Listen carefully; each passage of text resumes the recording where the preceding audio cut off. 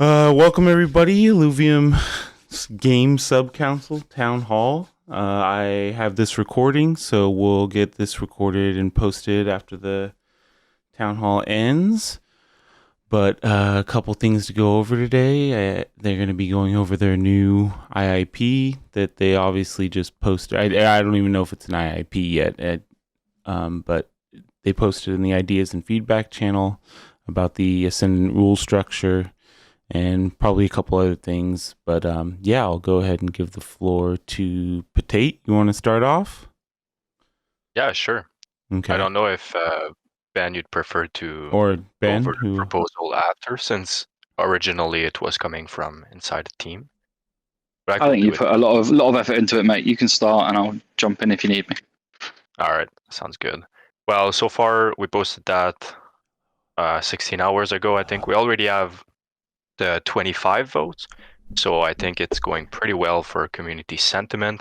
I'm really happy that we had very good discussion with the community, and I understand that this is some pretty big changes, and just naturally big changes are hard to get behind, but even more here, I think, because what we are proposing is really intense and concept, but we are not proposing literally what the concepts will be.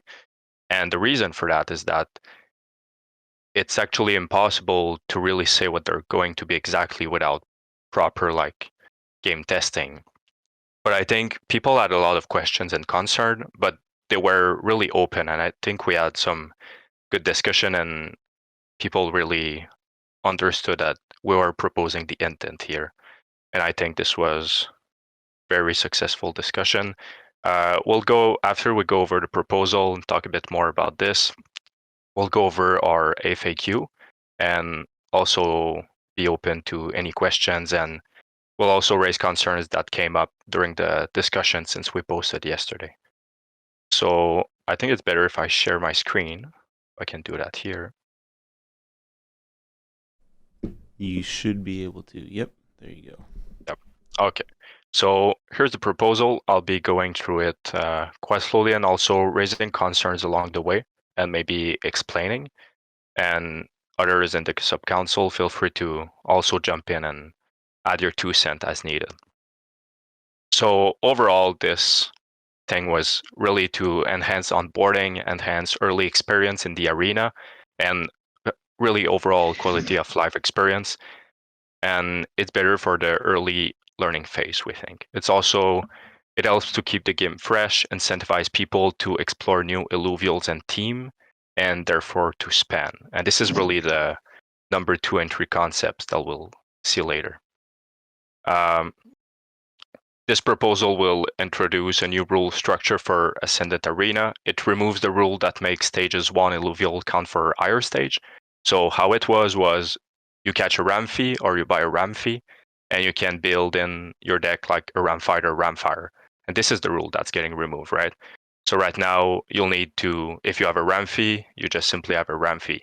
If you want a ram fire, you either catch it, fuse it, or go on the market to buy one, right? Also, this is providing 2 new concepts. So we have the pre-built decks, and we're introducing a free rotations of Illuvials and armaments overall. For the first rule, this is the stage 1 Illuvials will no longer be counted as higher stage Illuvials. To us, we believe this makes the most logical sense for an asset ownership-based game and enhances the importance of strategic Illuvial development. Having the stages as they are feels more natural, enables more variety, and provides a more logical first spread between the value of different Illuvials. This was, I think, the rule that was the most accepted. I think a lot of people said, I agree with this. I feel it's really more natural, and I always felt like it's kind of weird in a sense that it was this way.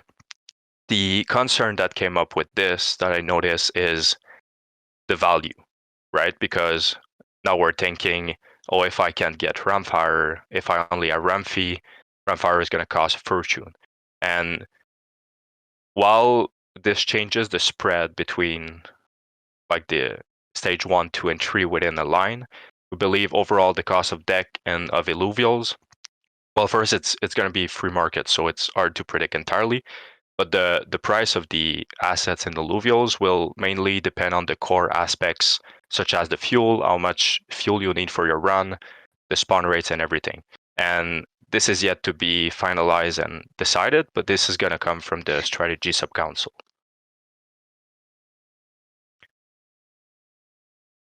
For the number 2 rule, this is the first concept we will be introducing, is players will have access to a certain variety of pre-built decks for free. And number 2 entry, right? Some people got scared here. Even us at first, like it's normal to get scared, and this is a big change. And I think it's especially the for free, but those are not NFTs, and those decks are super limited. They're not changeable, so you can't like have, let's say, your Earth Bulwark free deck mainly of tier zeros and say, I'm gonna add my dash in there, right? You can't do that, and those will be really limited. Why we are pushing for that, even though there's potential concerns, is this will remove any monetary or Web3 need to try and experience the Ascendant Arena. And for me, this was the biggest thing, because if we're thinking that our aimed audience is mainly from TFT and Web2 card games, and overall is from Web2, I believe even if it's 2 cents, if you're telling someone or they hear about the game and, hey, we have a super great game, it's a bit like the game you're playing, but it's much, much better. You have asset ownership and just overall the game is better. But if you want to just try, you have to build your own deck and go on the market and buy it before you really get to try it. I think this could be a big barrier for people. Having access to different types of decks will ensure they experience different Illuvials, synergies, and mechanics during their first interactions with the game mode. Because even though paying or not, for the tutorial or when you start to build, well, naturally you don't really know how to play when you start. But if you're just having some sorts of unorganized team that is not strong in everything, it's hard to really get the grasp of the game and see how a deck can be and how PvP can be overall. But if we have, like, let's say you get a Earth Bulwark deck that is like, this is defensive, you have some synergy between your team, and this is really good also for a tutorial, right? We can show the board we have on the left and say, like, this is 3 Earth and you have access to 3 Earth and 3 Bulwarks in your team or something like that. And then you can see rogues, you can see fire, you can have like Sci and water. But even though you have some teams that have synergies together and make sense, they're super limited, right? So we're not proposing anything here, but the idea is that they're super limited in power and you can't change them. So this way, they can still have the first experience pretty well, zero barrier to entry, and it's better for the learning phase.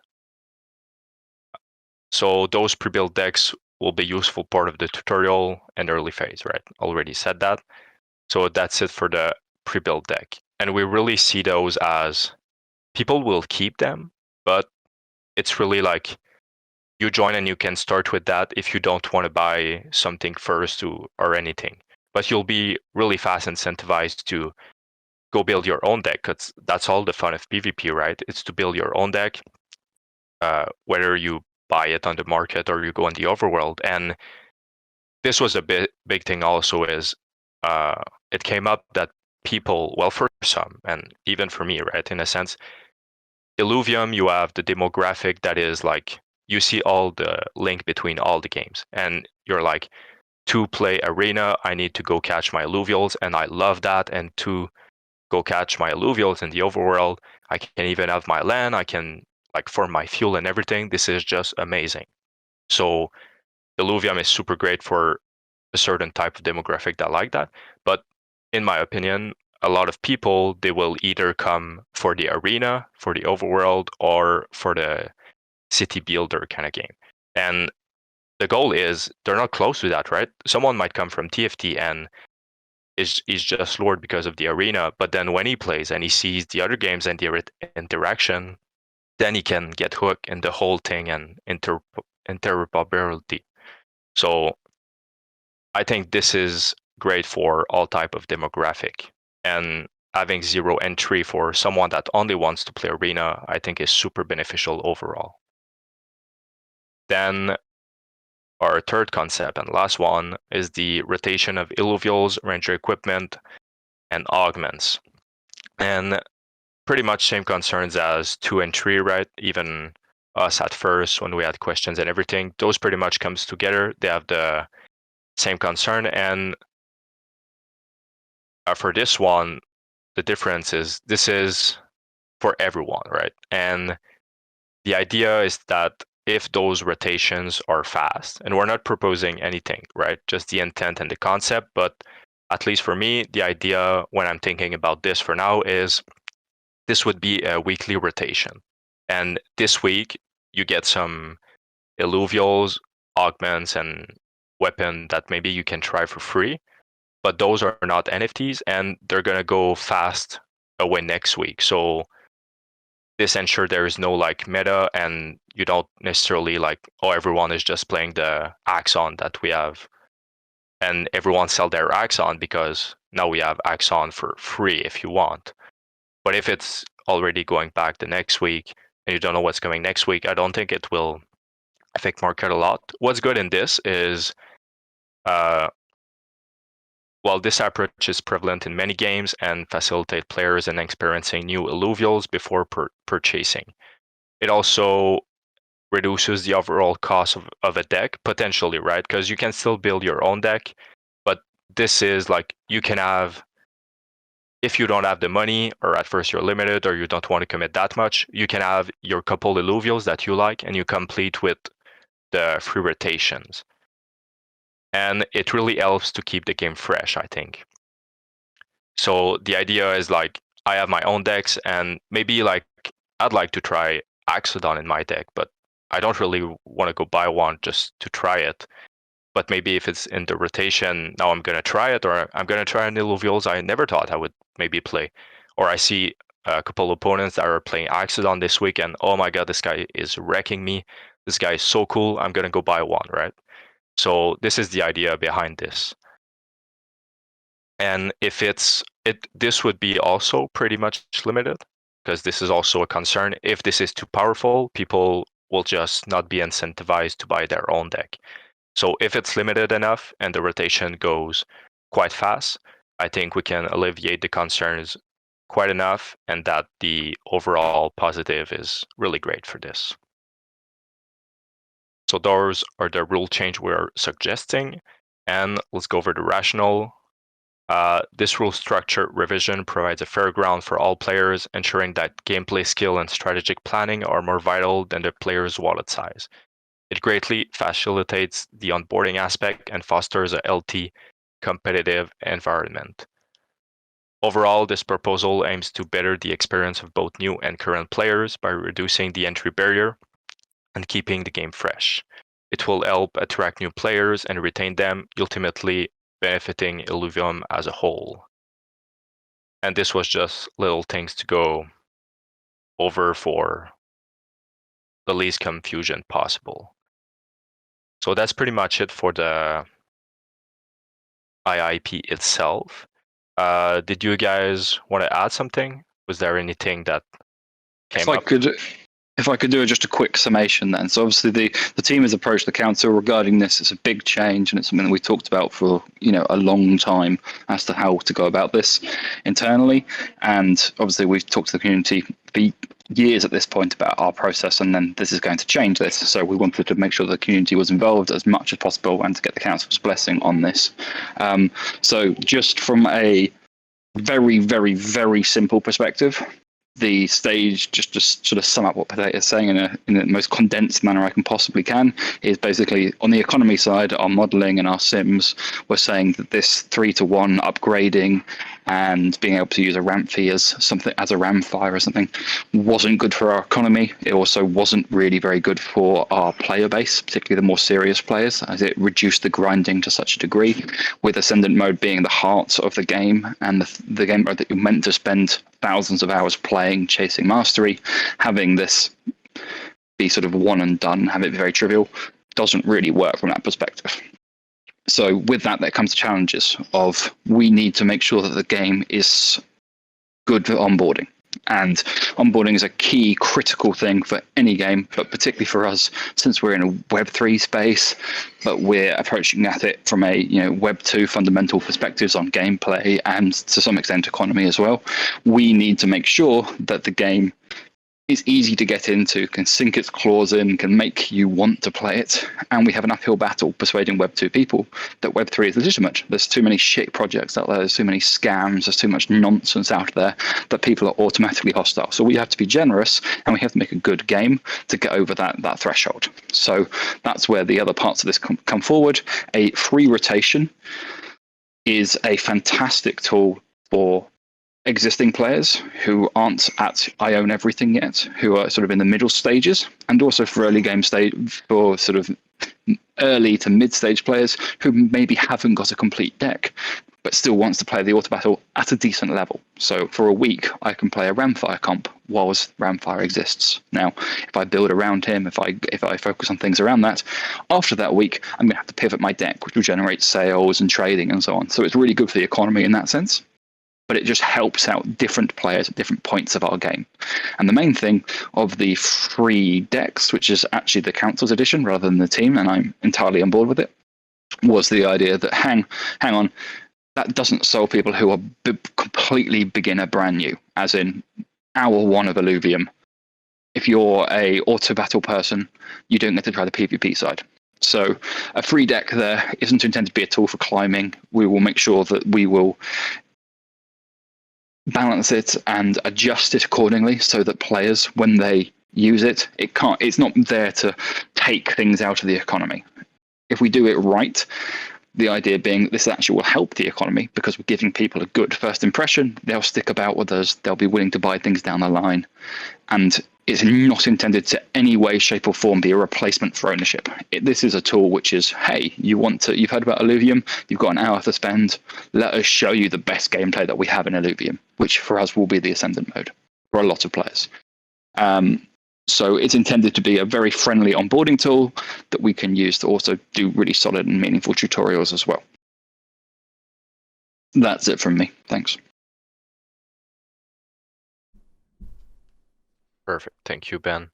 As Judd Viper, was there anything before the questions and going over the FAQ that you'd like to add here? Not for me. I think you two both explained it quite well. Yeah, I agree with that. Sounds good. I suggest, before I see that Rich you just put in the chat, you guys can add question in the chat. We'll go over them after, and you guys can come up on the stage. Before that, maybe we can go over the FAQ and potentially, I know we addressed some along the way here, but concerns that came up from community that we can remember in the discussion since yesterday. Yeah, you can either go over those. That's what I was gonna say. Is I know there was a lot of discussion yesterday in the ideas that you guys, or in the idea that you posted. So you can either go over that now, or we can just save it all for the end. Okay. As Jedi Viper, would you like to go over the FAQ? Then we go for the open questions. Sure. Yeah. There's no question already. Anything relevant to cover? Like anyone maybe wants to know something in detail before? Chat's been pretty empty so far. Yeah, let's wait. Tells is typing. Let's see if he gets Yeah. a question. We could put him on stage before. If not, we'll fill up with the FAQ. But yeah, you guys can already go ahead with your question, concerns, comment, everything.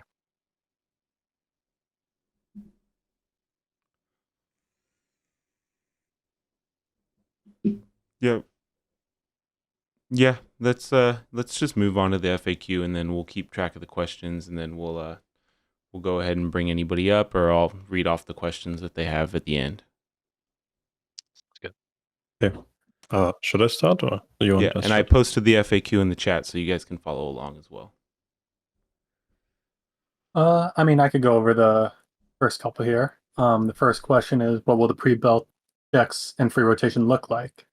And I know a lot of people have asked in the chat, and we don't have an exact answer, as Patat went over in his overview. We will need to do some testing, but all we can give you guys now is the intent, and that's to make for the pre-built decks. It's to make them bad. Like, it's supposed to teach you the game, but it's not supposed to let you climb. We want the decks to show you the traits, show you how to use your ranger, show you how to bond, and have a composite unit in there, so you get pretty much a well-rounded experience of the game. But still, they're going to be stage 0 or tier 0s and tier 1s mostly, and mostly stage 1s with a stage 2 in there for a composite. And the second question to go along with that is, they're not NFTs. Like, nothing you're getting from these rotations or pre-built decks are NFTs, and so you cannot just use them anywhere you would like. You're using them strictly in the Ascendant Arena and just in that one build. If you want to go for the rest, Viper.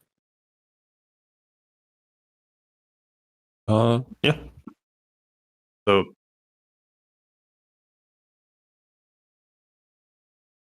pretty much like I'll just like read out, right? It's the best way of doing this. So the next question was, how often will they change, right? And then we just iterated the idea for pre-built decks to have them change for new ones each set, and for the free rotation to change on a weekly basis. Defining exactly how they will rotate will demand testing, and ultimately details will be determined by the team. I mean, this is pretty much towards when people are like, how frequent and so on. I think it's relatively self-explaining. We just want that it's not a two-stayer, that people get to try out various different things, and that they're not stuck with the same thing for too long, or that people can, maybe if one thing is really, really good, not play the really good thing for too long, or are forced to play the really bad thing for too long. So it's essentially just trying to be as balanced as possible in this, and giving people as many trial runs with enough time for them to actually trial out things and get a feeling for it as possible. The next part would be, how will this proposal affect the economy of the ecosystem? I think this is the more interesting topic, where we had more different opinions and sometimes heavy disagreeing opinions in the chat so far. But just to reiterate what the FAQ says, overall price of Illuvials will still be determined by factors such as field run, costs, and spawn rates. Players will have the opportunity to play with the proposed concepts for free, but these concepts will be designed to prevent players from reaching high ladder ranks. The approach aims to naturally encourage players to acquire Illuvials and create their own decks if they wish to play competitively. Now, there's a lot of words like play competitively. People have different definitions for that, right? Reach high ladder ranks, people have different definitions for that, and so on and so on. I think the general bottom line is, better onboarding is better for the economy. We essentially want to create assets that are as liquid as possible.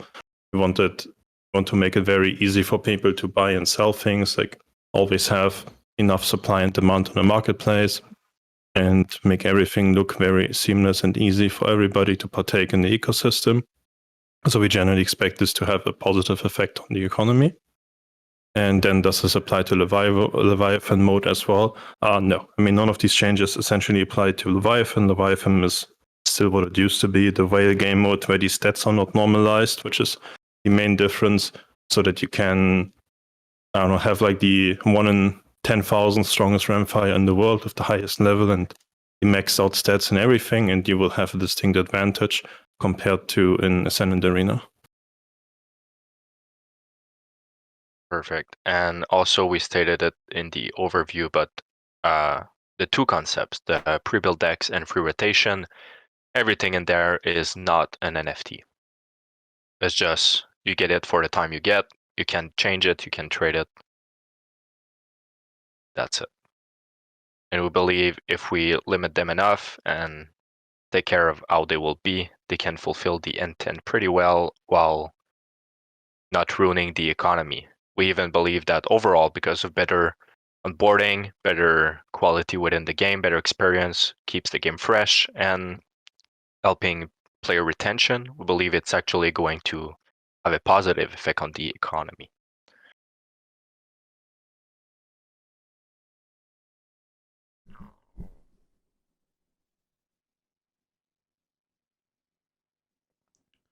Yes, Taylor. If passed, this is going to be the goal for open beta release. I can quickly answer some of these questions then. So, Jimbo, yes, they'll have themes. On the if passed open beta, yes, absolutely, that's the goal. Now, sure, things might go wrong, things might be complex, and they might cause issues, but I don't see that happening here, to be honest with you. So, it should be all plan ahead. And then I know there was a lot of feedback already in the channel.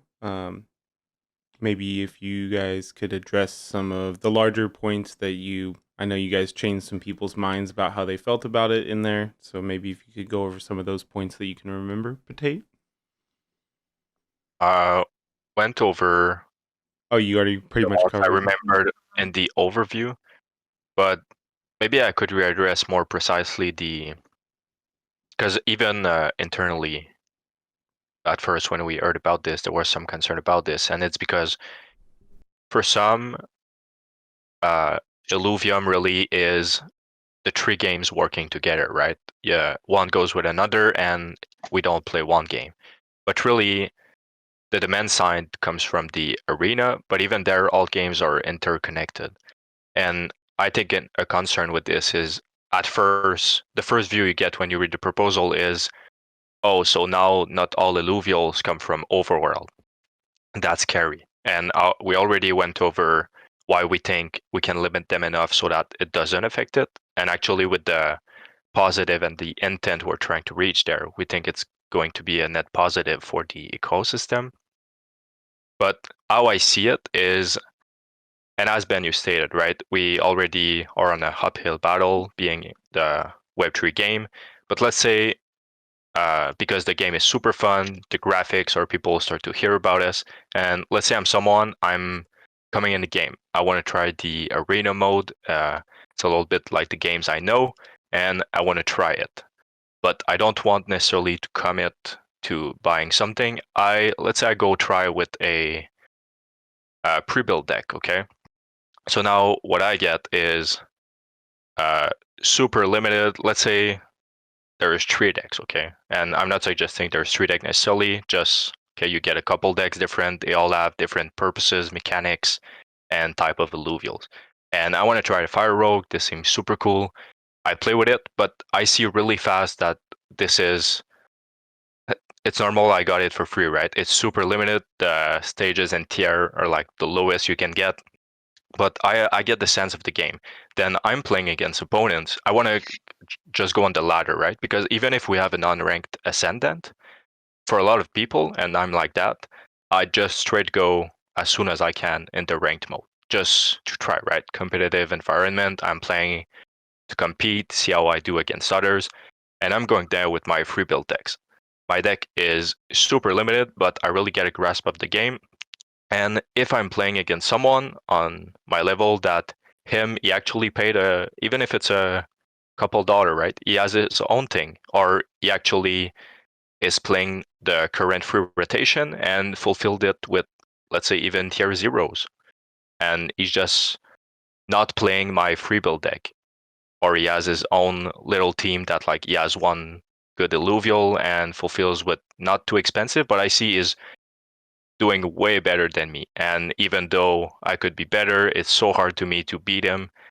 And even you see, just buying a big Ranger armor could be like a big upgrade to your pre-built deck that you get for free. But this one you can't change. So you're incentivized to, and you play against people that are not playing your deck, and you see that they're doing much better. And it's actually really attracting, at least to me, that, oh, I can build my own team. This is so cool. You have the whole deck building aspect.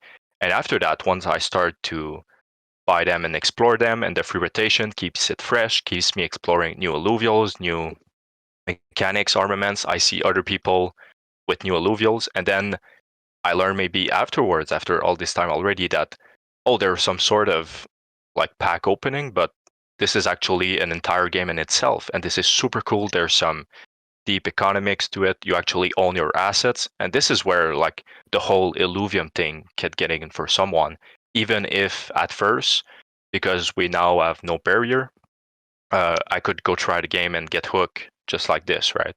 So it's really the core idea of this proposal, in my opinion. All right, we got a couple questions. We had a question from Scrubba here. It's clear with free decks that their lower limited power, as per the FAQ, is the same applicable to free rotation, or will we still see some high tier and higher stage Illuvials, armaments, and augments from time to time? They're intended to fulfill very different purposes, so you will see high tier things. I can't give you the exact things right now because playtesting will reveal how it will work, but obviously the intent is very different, and it's meant to be sort of an incentive to own things. So to give you a sort of a gameplay example, imagine that you really like Ramfire, right? You're not willing to spend the however much to own one and use one in a deck, but you've always wanted to play one. Comes up on free rotation, you get to build a deck around Ramfire. You probably won't have all the component pieces, but you can buy the random things that require to have a Ramfire deck and play it. And if you like it well enough, then maybe after that rotation finishes, you buy your own Ramfire. And if you don't like it, then you sell the things that you bought to play the Ramfire deck. Regardless, it's sort of making players interact with our economy. So I can't give you the exact numbers, but the idea being that probably every rotation might have one tier 5 stage 3 in, might have 2 tier 4s of various stages in, and might have 3 tier 3s of various stages in, or something along those lines. You know, it's meant to be not enough to build a complete deck out of, but enough to give you some options. That it won't just be, oh, Ramfire's in the free rotation this week and it's the only character, so I'm going to see a million Ramfire decks. No, it will be, there's a few things that I can pick and choose between to build decks around. But it won't be, hit this week has every single tier 5 in. Like, that absolutely unequivocally will not happen. There might be one tier 5 of one stage in each week.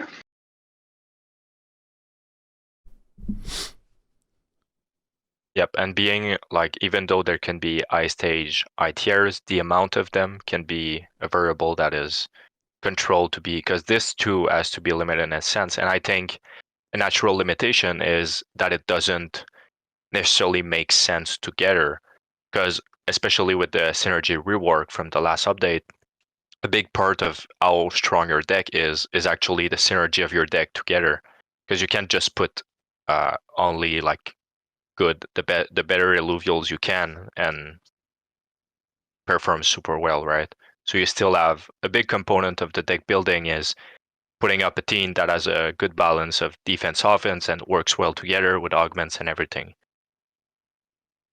But playtesting, as Ben said, will reveal how this will be. But it's going to be limited too, in a sense. Because if it's too good, then it's like people will just wait for the rotation and it will become a thing maybe for too much people to, I only play with free rotation and fill up with a couple Illuvials that I have, and I'm satisfied with that.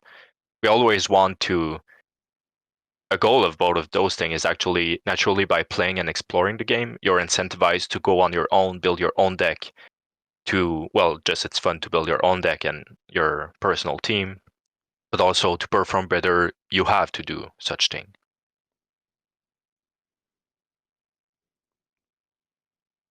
I think you may have answered Taylor's question just in your last response, Ben, but I'll read it and you can reiterate anything else you think you may have missed. But Taylor said, do you guys see any retention problems with people using the pre-built decks to play ranked and then getting stuck and having no assets? I mean, if you like our game enough to play it free and then find you've hit the skill limit of those free decks and to climb higher that you need to buy things, good. That's the entire purpose of them. Like, they're not there to, if you're having a good time, then hopefully you're willing to open your wallet, right? And if you're having a shit time, then you'll leave. But either which way, you're invested at that point, right? If you go ahead. So I don't think it's really going to stop anyone from doing anything. It's just there to be a friendly onboarding tool. All right, and then we got Paz Illumination. I'll just read his whole spiel here so people can hear it on the recording. But the original idea of using all three stages in stage 1 to lower the cost of a competitive deck Now the proposal mentions that this new system will reduce the wallet size required to play. This is beneficial for beginners, which is great, allowing them to have a fully free-to-play experience similar to other Web2 games. But once players become engaged, they strive for a perfectly optimized professional deck and will need to purchase every single Illuvial for that deck.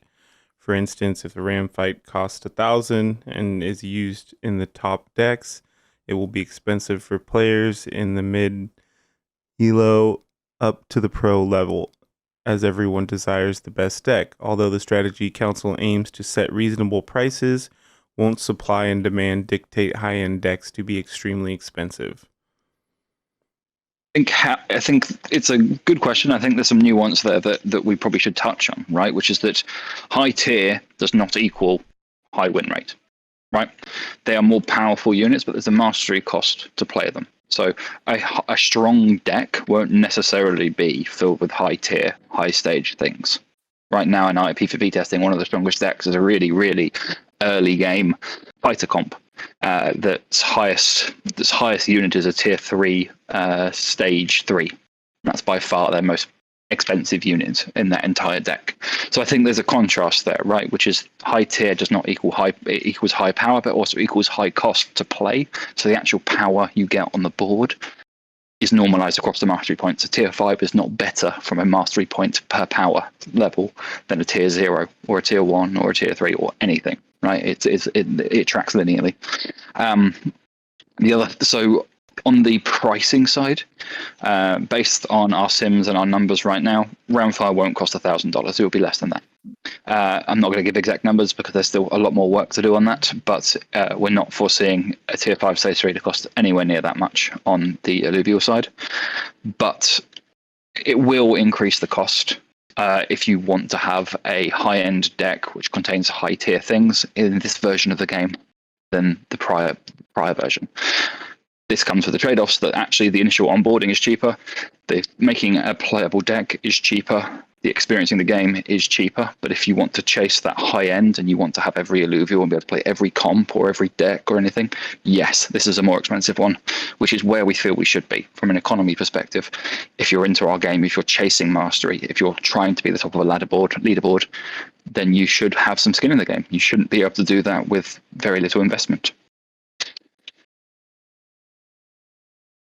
I think it's also important to note on that this is not like the Web2 game, right? Where you just buy a copy of a game once, or you make the in-game microtransactions once, you buy the maxed out character for $1,000 or for 500 or for 100 or 60 game, or like whatever number you want to pick, right? Like you own the assets and you can sell them on the marketplace afterwards if you're unsatisfied or if you want to change the game.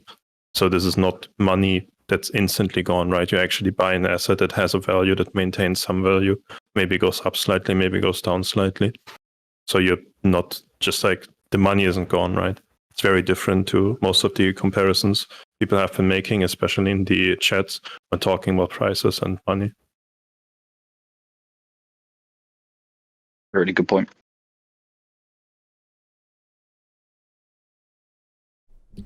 There was another question here, Carix, but I don't think this is like game sub-council related. Carix is why I kind of skipped over it. I think it's probably more of a question for a general town hall. That's why I kind of brushed past it. I'd just say that our economy and the long-term success of the ILV token and for investors, it rests on the success of the game. So that's what the Game Council does. It helps us make sure that we have a good game. And I think that's all anyone can really say at this point. It's not on the Game Council to sort out pricing. It's not on the Game Council to sort out a bunch of the sort of bigger picture things. Our job is to make sure that we're listening to the community and building the best game possible with our community in mind. So our success depends on making a good game. And then everything else falls in line. We got a question. Mr. Seaton, I'm going to accept your invite to speak. There you go. Good morning, Seaton. Hey, good morning, fellas. I've been really enjoying this proposal, man. I think the obvious thing is if you look at any free-to-play game and you download it on mobile PC, it doesn't immediately pop up with, you haven't built your deck, go buy 30 NFTs. And I think that's kind of the core of why this proposal is so good for the onboarding moving forward, is that people can just load up the game and start playing with a deck that is going to make a little bit of sense, but not overpower. And I'm just all for it. I think this is probably the best solution. Gets me really, really excited. I think it really has limited effect on monetization because, again, I think a lot of the overworld monetization and the big revenue is going to come from those whales chasing either hollow Illuvials or the perfect stat ones. And that's, I assume, is probably being built into the end game of the economy. But yeah, I just wanted to show my support. I'm really, really excited for this. I think it's just the best way to onboard people. And also, I think as well, there's just a lot of really interesting stuff you can do to kind of overlap with Overworld in terms of if people get onboarded this way, maybe every single match they're winning like a shard or a few resources for like T0. And they're like, oh, what are these resources for? They're getting more and more stuff to go out into the overworld, upgrade their basic jetpacks, and kind of it's like slowly luring them in that front in a way that gachas do with their various game modes as well. So I must say, like, I think the potential not only for this from boarding, but also like promoting and introducing other people to all the different products as well, because that's the biggest two things that games like this or any free-to-play game needs to really nail, is like accessibility for all. It's just quick and easy to jump in, but then economy-wise, it's just got to be very deep for the big spenders, and that is where the revenue focus is. Like Ascendant, at least in my opinion, has never been about making money. It's just creating that mode that really brings people into Illuvium that's fair, that's fun, that people can play without breaking the bank. And I think this is going to give a lot of people a really good first experience. So just wanted to come up and show my support. Thanks for Appreciate sharing. it, man. Glad you like it. Yeah, I entirely agree. I think it's an important distinction to be made that once a player is playing your game and it's in your ecosystem, they're effectively in your shop. Right, and there's a real value, particularly for Ascendant mode, where it's a game which you should be able to play for thousands upon thousands of hours and have a great time throughout that. Is thousands of hours of someone in your shop is great from a monetization perspective. They only need to, have a moment where like, I'll buy something, or I'm going to try an overworld run or whatever, and you're making money. And the cost of hosting someone for 1,000 hours in a game is very minimal, but the cost of not hosting them is quite a lot if they don't ever make any purchases, even moment to moment ones. Definitely, and I think the really exciting thing about it as well is, let's assume the matchmaking goes up to a rating of 5,000, and like 1,000 is just quick early matches. Everybody has the pre-made decks. Maybe it gets that point where you're kind of 20% into the little pool, and then you face a creature that you haven't seen before, and it's like a fully upgraded like Riptor or Polar Bear, or it's like a Ramfire, and you're like, what is this, dude? I've never seen this creature before. I've been playing this game for 3 hours. And then you're like, oh my God, where do I get it? Like, you're just trying to look up online and all that stuff, and you just get absolutely clapped by a wombo combo. And I think like that's always been the really exciting part for me about playing like card games and fighting games, is like having that initial pull, but then once you really get out there, you just learn so much more about the characters, and it just gets you really excited as long as you're enjoying the base of the game to kind of explore more of the roster, explore more of the world. I think it just creates like a really good flow throughout the game ecosystem and a really good conversion experience as well. So all for it. Awesome. Thanks for coming up, Seaton. Dude, thanks for having Always me, guys. Nice Take to care. hear from you. Let's see here. We got another one from Paz. Is there ideas you have that you will work on with Strategy Sub-Council that you could explain to keep the prices of high demanded expensive meta Illuvials reasonable?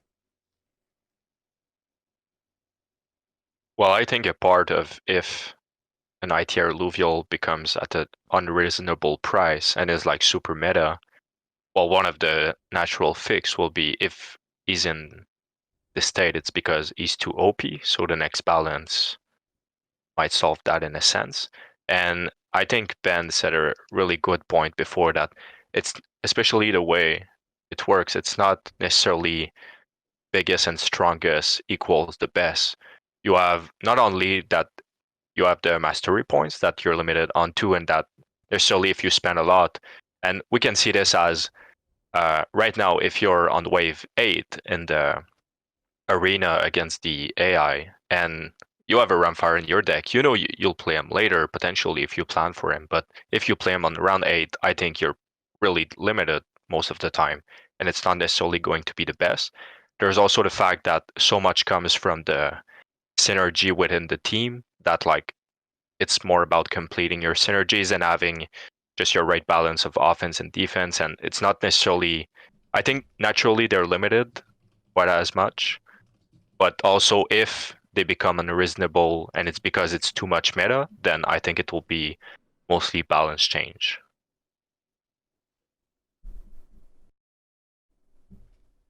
Alrighty. Seems like most of the questions. Does anybody have anything else? Does anybody want to come up? Anything you guys think you needed to add?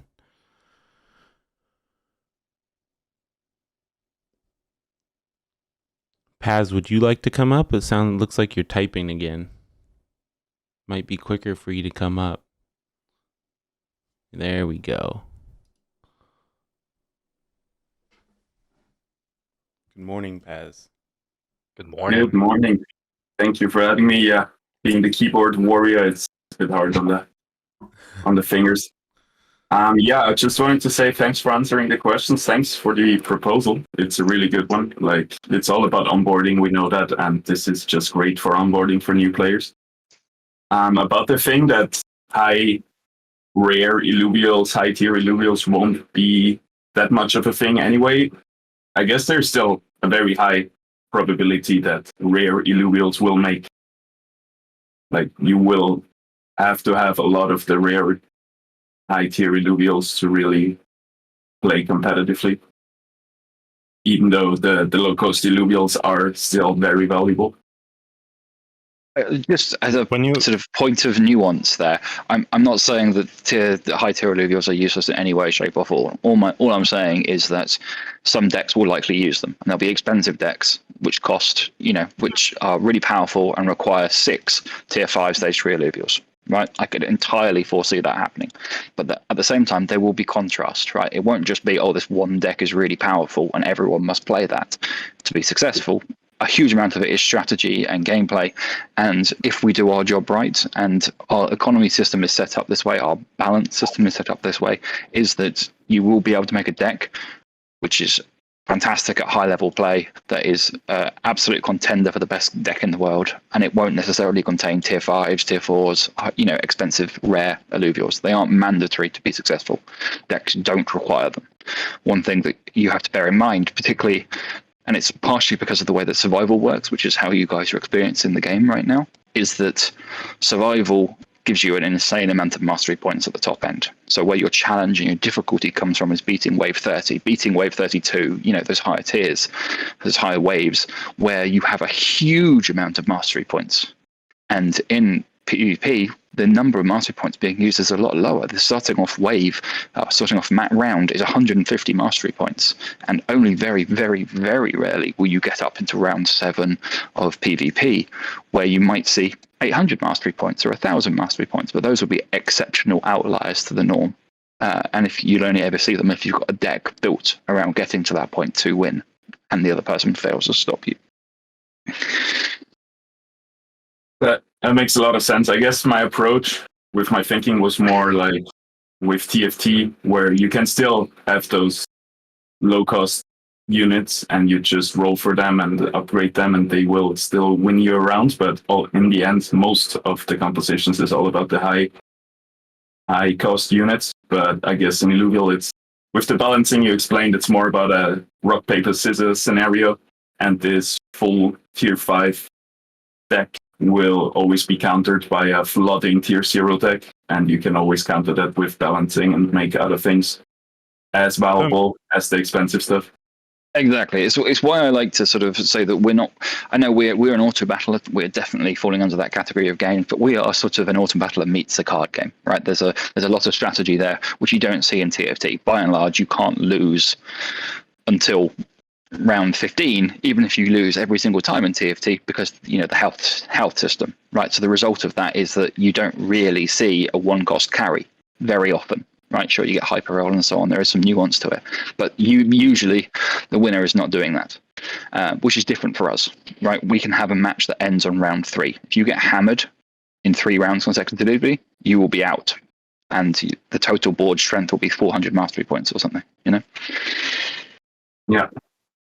I think as Ben elaborated there, we are kind of like a card game, and in most card games, you have something called like a mana curve, which means you're going to have units ranging from costing 1 to 8 or whatever. And in this, it's mastery points, but it's the same idea. And because you're limited on mastery points early on, you're not going to be able to play a lot of the higher tiers. And then as you continue on through the rounds, you'll maybe add them in. So even if they are powerful, you're probably not even going to want to fill your deck with only tier 5s and only stage 3s of those, because you still have those early rounds. So most decks are probably going to be like a mix of things, just so you could stabilize your curve. Which is obviously very deliberate, because those are the things in the best supply. So even in your high tier deck where your win condition is playing isn't juiced up Ramfire on round 5, round 6, you're still going to need the early tiers, the earlier stages units, in order to survive to get to that win condition point, right? And those are the ones in greater supply. So it basically mandates it. It says, hey, you must probably, in every deck, you're going to have some tier 1s. Yet every deck won't need a tier 5. And that's how we adjust for the fact that the tier 5s are a lot rarer, right? Yeah. I think to like chime in with the card game comparisons, generally card games, especially the resource based ones where you can only do so much in a turn, right? They are usually categorized in like aggressive decks, in like some in between, and in some slower decks. And then either the slower decks try to beat the aggressive decks by being very defensive, or they try to play like a very big amount, lots of very expensive cards so that you can win in the later stages. So the goal is like essentially some rock, paper, scissors system where the aggressive decks beats decks that can't fend the aggressive things off. But if you can fend the aggressive deck off by having a couple low-cost cards yourself in your deck, then you will eventually win, because you have some cards in your hand left and the other guy used everything and they're out of things to do. So you end up with some rock, paper, scissors thing, which is likely going to be the case here, right? If you talk about the competitive aspect and whatever, that's, I think, tremendously different topic, and competitive gameplay is going to be very, so to some extent, like different to playing like a ladder gameplay, right? Ladder gameplay is usually best of 1. You have no additional rules, nothing like that. So competitive, like tournament kind of structure doesn't necessarily have to be like that as well. Yeah, when looking from a card game perspective, this makes way more sense. And now when I think back of playing Hearthstone, even though if I couldn't afford the control decks with all the legendary in it, which was kind of meta, you still were able to afford like aggro decks, which were super cheap and very satisfying to play to kill those control decks. And yeah, that makes a lot of sense. Thank you for all the work for this proposal. I think it's great. Thanks for having me. Yep. Thanks, Buzz. Thanks for coming up. Dr. Spoon, it's kind of, yeah, this sounds like PvP is very rush based. I like rush, but there are a lot of people who like eco gameplay, and listening now, it sounds like a deck full of high stage is the stupidest thing you can do. In fact, it sounds like maybe you shouldn't even have more than one expensive card in your deck. Can I take that? This essentially goes to like the card game analogy again, right? It's where you obviously don't want to have only decks that, if you want to take, I don't know how many people know Hearthstone or Magic the Gathering, those are the prime like resource-based card games. You can have decks that play cards that only cost 1, 2, 3, 4 mana points in your deck, and then you can essentially try to kill the other person really quickly. But at one point, you just like out of things to do in your turn. Your turns are not as impactful anymore. And other decks, essentially, if they manage to survive, they then have a lot more impactful turns, a lot more impactful things to do. And the basic gameplay element at that point is like, well, can the deck that has the better late game options, like did it include too many late game options and couldn't fend off the early game aggression? Or did it include enough, and then, well, eventually you can fend off the early game aggression? Now, if you play like 2 of those more late game oriented decks against each other, maybe one guy has too many early game cards, too many early game Illuvials in the deck, and then they lose out in the later stage 7th fight or whatever. That's really rare to get to if you play like versus an aggressive deck, for example. So that's essentially how you probably want to introduce this, like a balance of allowing multiple strategies to exist in a game, and especially if you talk about like some online ranked ladder, you will eventually play with various different strategies, right? So you can tailor your deck towards beating what you expect you will be running into more often. And that should usually allow, like if everything is like this very aggressive rush meta, right, then you can just put in a bunch of things to counter that and just take very little damage every single turn, but you still have some economy advantage. And then you have the strong Illuvial at the end that beats the rush deck. But if you only have one strong Illuvial at the end, somebody else maybe has 2 or 3, then that person will beat your deck. And then it kind of comes down to optimizing what do you expect to play against, and so on and so on. Terribly sorry, guys. I've got my next meeting I've got to go to. So if there's any further questions, I can hang around for a minute. But otherwise, I've got to nip. I think it went well so far. A lot of questions have been answered. The FAQ helped.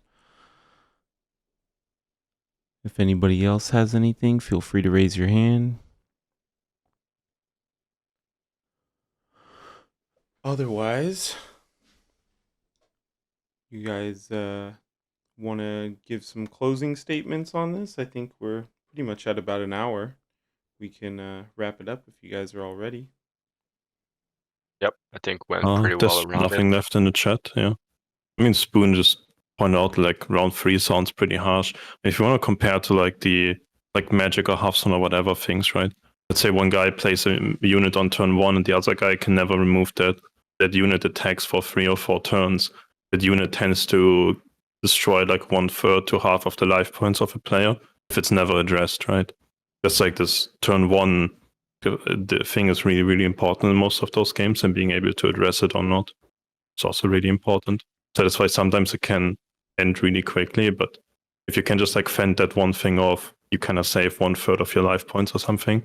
Even in games like TFT, if you just like, usually the game goes to stage 4 at least. People rarely die before that. But if you just lose every single round without playing a single unit, then yeah, you will die before that. You will lose half of your points in the first stage of the game. It's like generally not the strategy you want to emphasize people on, right? Just being AFK and doing nothing. All right. All right. Thanks, Oz. For the dip. Cheers. Yep. Thank you, Ben. Yes. All right. Well, I think we can pretty much wrap it up there. Appreciate you guys for bringing this on, and as Mal said, I think this went really well too, and we should probably have some more as we get closer to launch. Definitely. This is recorded and it will be posted on the Illuvium Plus channel. I'll add it in a couple other channels so you guys know when it's posted if you missed it. But yeah, thank you guys for coming up. Patate, Esjud, Viper. Thanks to you for hosting, and most importantly, thank you everyone for attending, having questions, and for being so open and constructive for the discussion we had since yesterday. I think this was really productive and really tried to listen to the community and really do this with all of you. This was a great success, I think. Thank you, everyone. Yeah, and the thread will stay open. So if anyone has any further questions, you can just post in there, and we'll try and answer them. All right. See you guys soon. Thank you for coming.